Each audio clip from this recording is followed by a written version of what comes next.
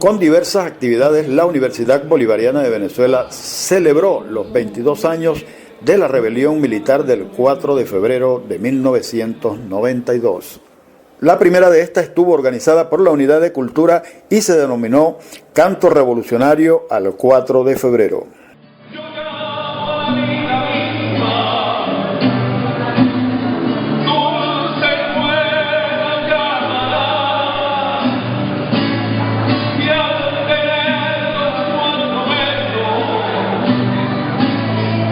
La actividad estuvo acompañada de palabras que rememoraron la fecha. Y vimos cómo un comandante frente a la televisión dijo: yo me hago responsable. Nadie en aquel entonces quería ser responsable de los males del país, y él dio un paso al frente y dijo: nosotros nos hacemos responsables, este movimiento bolivariano. Y después dijo: por ahora no se han cumplido los objetivos, y después dio el paso, y ahí comenzó a construirse una nueva etapa en la historia de Venezuela. Y también de música reflexiva. Un sabor a revolución.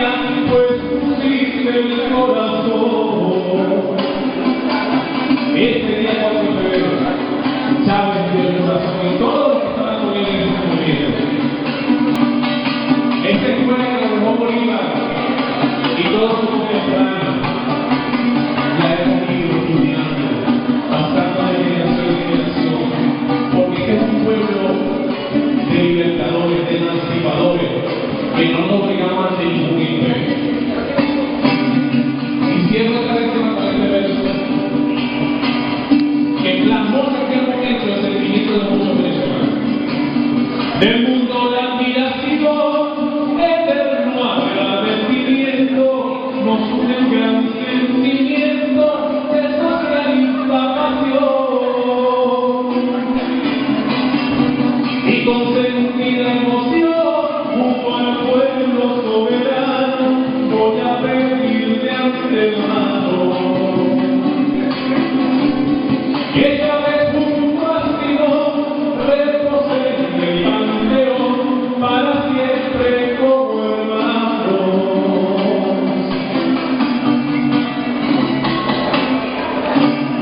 ¡Chávez vive!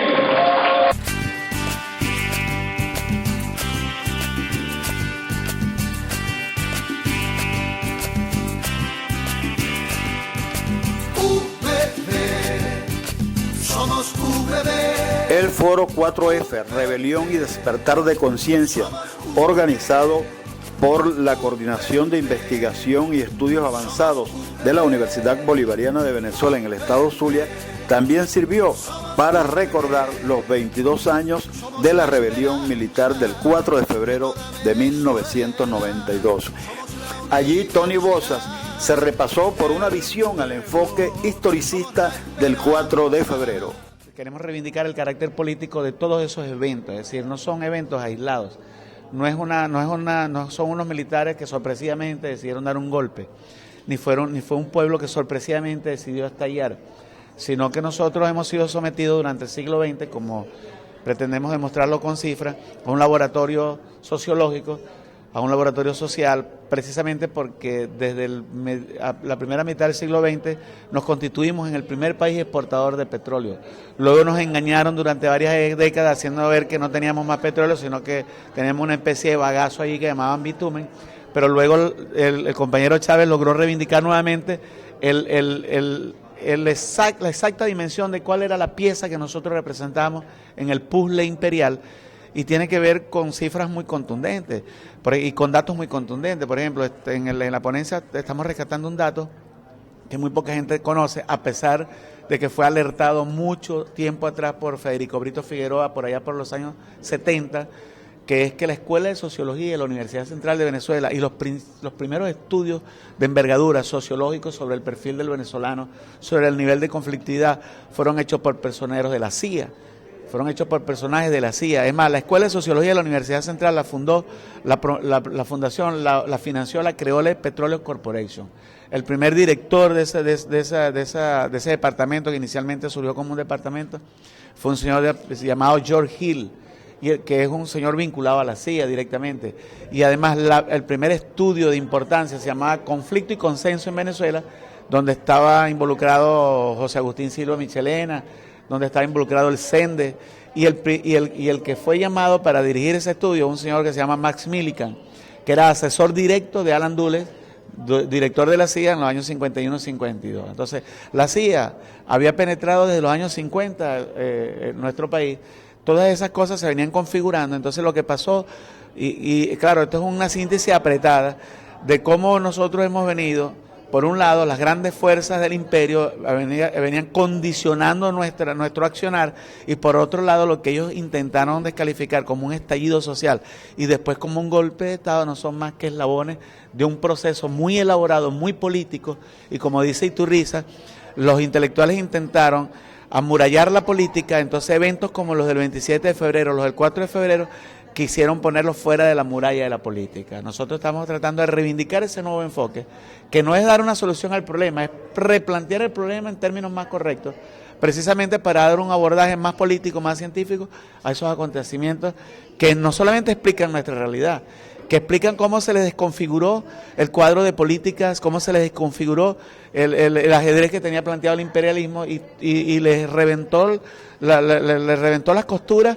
en muchos aspectos importantes, como era el desarrollo de la nueva política imperial neoliberalista en términos del ALCA, por ejemplo, de lo que tenía que ver con el desarrollo de la política petrolera en términos tradicionales, cómo se les desconfiguró, y el nuevo cuadro político que hoy existe en Latinoamérica, producto justamente de no solamente de las interpretaciones, sino además del desarrollo ulterior de esos acontecimientos.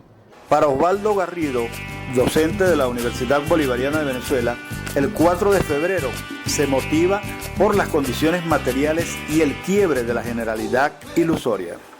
De este momento histórico del 4 de febrero está vinculado a dos momentos interpretativos. El primero es que, por supuesto, las condiciones materiales que se producen en Venezuela durante la década de los 80 con el proyecto neoliberal dislocaron el proceso de acumulación capitalista. Y este dislocamiento del modelo de acumulación capitalista significó una ruptura entre la sociedad y el Estado. Pero por otro lado, se produce un quiebre de la generalidad ilusoria. A partir de 1959, en Venezuela se construye unas subjetividades que están relacionadas con las grandes utopías, la idea de progreso, de justicia, igualdad, equidad, fraternidad. Al cabo del recorrido histórico por los años de democracia representativa, el saldo de esa democracia representativa no es precisamente el alcanzar esos valores sustantivos que están vinculados a la democracia. Y precisamente este quiebre significó, por supuesto, a partir de las deudas de la democracia representativa, cuyos indicadores fundamentales son la pobreza, la inequidad, la exclusión, un quiebre de subjetividades. El venezolano perdió el encantamiento con el proyecto civilizatorio de la democracia representativa y el modelo desarrollista. Bajo esta coyuntura emerge el 4 de febrero como un proceso de encantamiento que va a marcar parte al final del siglo pasado y este siglo que se inicia. Hay algunos elementos de encantamiento que se producen sustantivamente. Lo primero es que hay un retorno del socialismo como categoría científica, pero como proyecto histórico. Lo segundo tiene que ver con un proceso de rescate de las historias, es decir, el retorno del sujeto reprimido y la ley. Precisamente durante la democracia representativa, Venezuela vivió una dictadura disfrazada de democracia. Por su parte, Eduardo Mármol habló sobre el 4 de febrero y la formación de la conciencia. Se ha venido manejando que la conciencia es una cuestión individual y la conciencia no es un proceso individual. Cada vida humana, cada ser humano no puede esgrimir una conciencia individual porque no está aislado de la sociedad. Entonces toda conciencia debe tener una connotación social. La conciencia está indubitablemente ligada al proceso de la forma como se vive, ¿no? Entonces, de la manera como se vive va a incidir en el proceso de formación de la conciencia. Entonces, no es la conciencia de fulano o de sutano, sino una conciencia que repercute dentro de una conciencia social.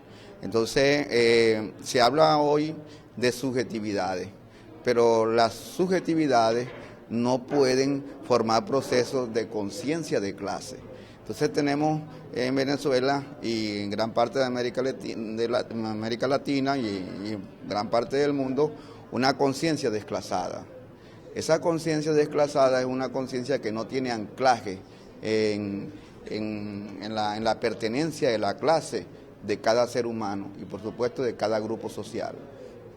Un problema muy grave porque sin identificación y sin conciencia de clase no puede haber una lucha para derrotar al modo de producción que oprime a las grandes mayorías, en este caso el modo de producción capitalista. Otro de los participantes en el foro fue José Parra, para quien la coyuntura del 4 de febrero solo fue el momento de hacer público el proceso revolucionario. De las evaluaciones, análisis que en el mundo de la academia militar y las distintas fuerzas se libraba a propósito de lo que estaba pasando en el país, que era una gran crisis económica, una crisis social, cultural, política, relacionada con las élites que gobernaban y que estaban en el poder en Venezuela.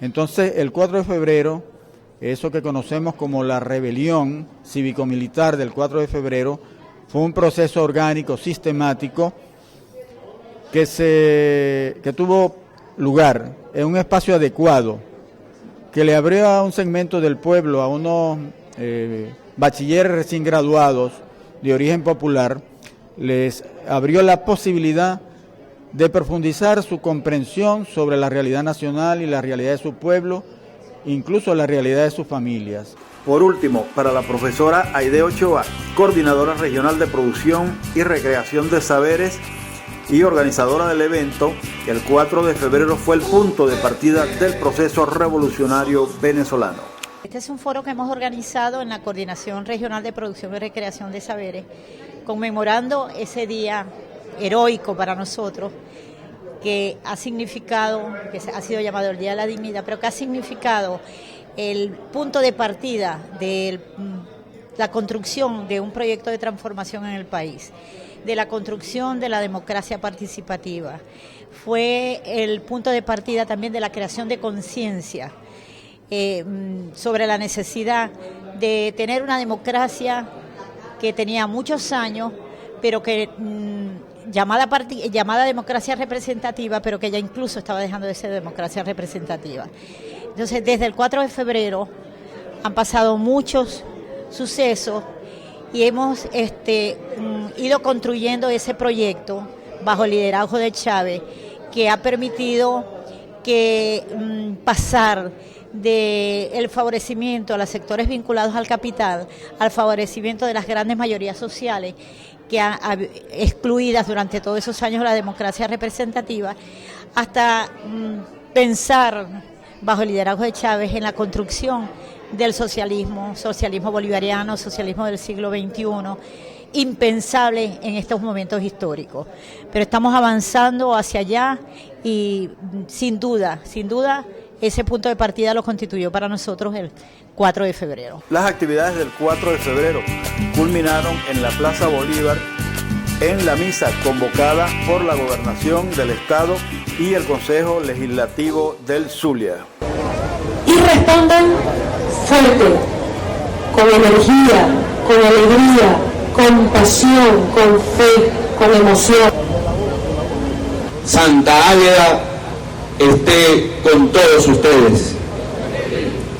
Vamos a celebrar esta Eucaristía después de haber transcurrido 11 meses, de haber hecho una de las siembras más dolorosas de nuestra historia, pero también con la firme esperanza de que sea una de las más fructíferas.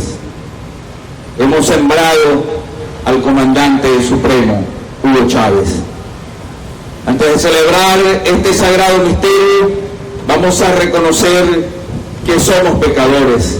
Ahí tienen una guía para que todos lo hagan y lo lean, ese acto de contrición, pero háganlo con fuerza, de verdad, para que no sea ante ningún amigo, ningún militar, cura, político, sino delante de Dios y del pueblo.